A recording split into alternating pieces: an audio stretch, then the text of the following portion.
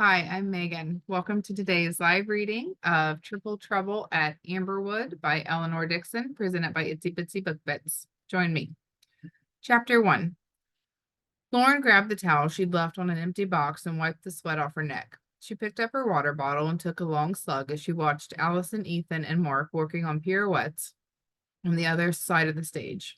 Allison's friends, Emily and Nicola, were gossiping in the wings. They had come ready to practice but weren't doing much. Jay, only recently allowed to exercise on his own after a nasty accident, was doing press ups at the back.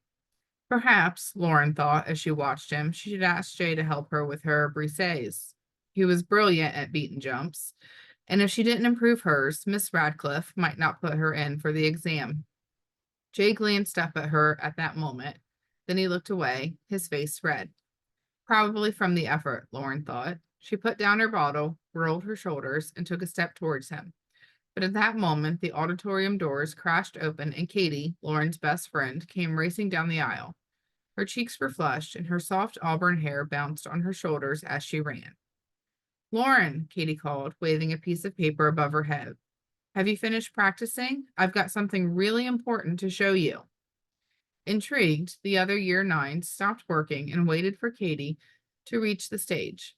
Ethan put out his hand to pull her up. Katie flashed her boyfriend a smile along with a breathless thanks. Well, Laura asked Lauren, impatient to get on with her training. They only had the use of the theater for another half hour. There were no empty studios because it was Saturday and classes went on all day. Katie smoothed out the piece of paper and pointed to the text. It's an article from the local rag, she explained. I was looking for newsworthy events to write a piece on for On Point, and I found this. Lauren looked at the printout, the headline reading, Old Theater to be demolished for new community center. So, Lauren frowned as she peered at the text. What she really wanted to say was, what's it got to do with us, and how is it more important than me perfecting Briseis? But she didn't want to hurt her friend's feelings. They're having a big sale today, Katie rushed on. Right now, in fact. If you read on, it says they're selling off stuff from the old theater to raise funds for a museum in the new community center. Lauren didn't dare say so again. Instead, she tilted her head at Katie, who seemed oblivious to Lauren's impatience. Will you come to town with me so I can do some research? Katie pleaded. I think it would make a brilliant article. One of the last traditional local theaters, an end of an era, she said in a dreamy voice. Then, in a more practical tone, she added, if we go now, we can be back in time for class this afternoon. I'll come, Ethan said, throwing his arm around Katie's shoulder. Allison snorted. What a waste of a Saturday morning. Anyway, Ethan, you're supposed to be helping me with my pirouettes. Yeah, but Katie's my girl, Ethan drawled in an American accent he didn't normally have, even though he was from New York. Katie looked hopefully at Lauren. Let's all go, Jay suggested, turning to stuff his towel, leg warmers, and water bottle into his kit bag. It'll be fun, and a bit of R&R is just what I need before Mr. Holt's class this afternoon. Lauren felt a bubble of excitement grow in her stomach. She'd worked hard this morning, and it was a while since they'd all been into town together. Maybe she could find a present for her mom's birthday, which was only a couple of weeks away. I'm in, she grinned. Katie gave her a high five. Brilliant. I've already asked Mr. Rowland if he'll take us in the minivan, and he said yes. He's doing relays most of today. She bent down to help Lauren pack up her gear. Allison turned away with a dismissive wave of her hand. She glared at Mark. I hope you're not joining in with them. Mark dragged his gaze away from Katie and cleared his throat. No, I'll stay and work out with you, he said. We'll have the entire stage to ourselves. Allison gave him a satisfied smile, and they moved away to continue practicing. The others headed for the door. See you in the car park in 15 minutes, they called to each other as they ran in different directions to get changed. Katie and Lauren hurried across the grounds to the main house. They power walked as running wasn't allowed indoors, through the corridors to the stairs. Ahead, they could see students piling out of the library and hear their excited chatter.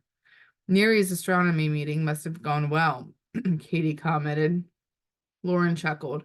Who would have thought so many ballet students would be interested in forming an astronomy club?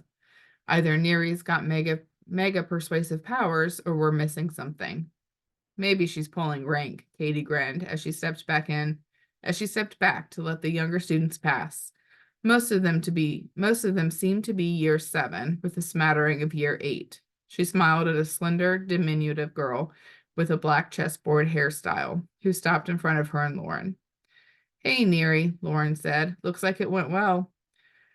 Neri, despite being the same age as the year 7s and smaller than the smallest of them, was in year 9 with Katie and Lauren. She was super brainy and wise well beyond her years. Also, she didn't talk much.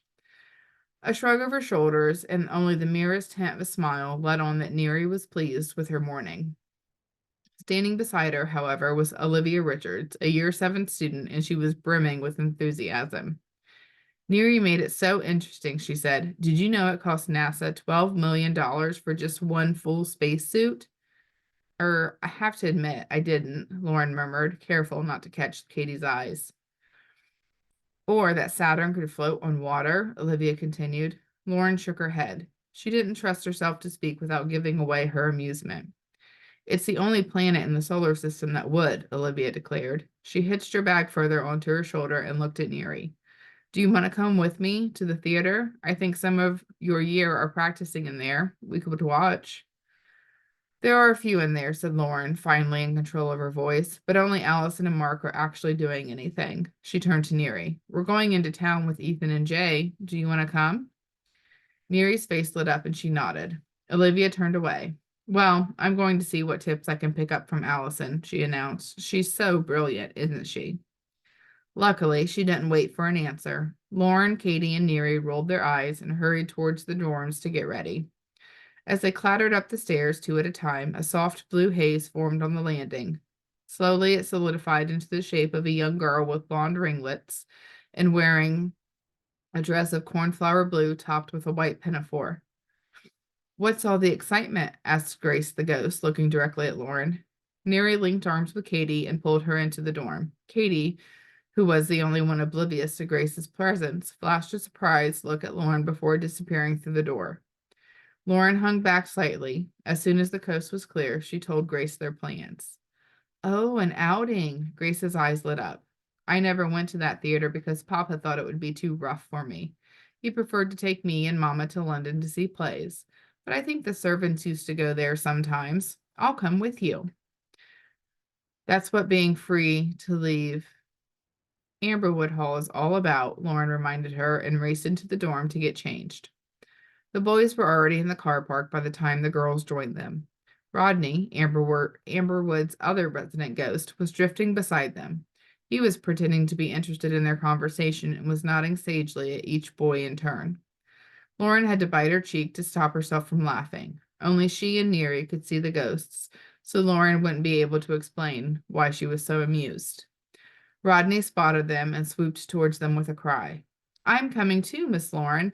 I was haunting the boys' dormitories and I heard the plan. I remember going to that old theater when it was first built. Never even thought to visit it again in the last 200 years." Lauren pressed her lips together and crinkled her eyes to acknowledge the semi-transparent stable boy. Then she clambered into the school's minibus, ignoring the boys' comments about how it takes girls forever to get ready. Mr. Rowland dropped them off right outside the theater. "Wow," Lauren gasped, gazing through the window into the foyer. "There are so many people. I didn't expect that."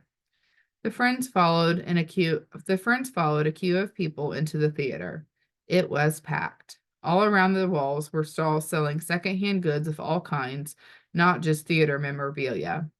"Where shall we start?" Lauren breathed, gazing around in awe. Directly in front of her was a stall displaying posters. Clearly, many of them were former shows from the theater, and she was itching to examine them. The most prominent ones were of plays by Noel Coward and Shakespeare, but Lauren bet if she rummaged deep enough, she'd find some old ballet flyers. "Over there first," Jay insisted, pointing to a long trestle table packed with homemade cakes. "I'm starving, and that chocolate cake has got my name on it." With her mouth watering at the sight of the buttercream swirling thickly on cupcakes, Lauren followed the others. Breakfast was ages ago, and she could allow herself a small treat. As the stall holder put their choices into paper bags, Katie switched to intrepid journalist mode and asked him questions.